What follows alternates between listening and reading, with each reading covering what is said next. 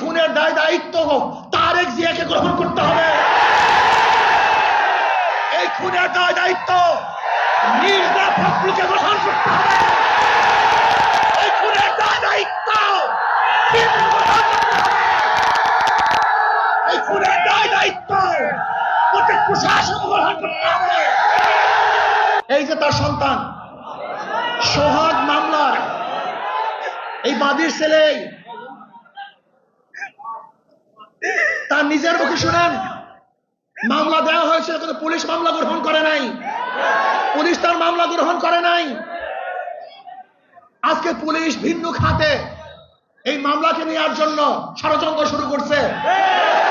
শোনো, তোমরা ভেবেছ গুম হত্যা মামলা বিএনপি ক্ষমতায় আসবে, এই ভয়ে তোমার সাথে সাথে মাথা নত করবে।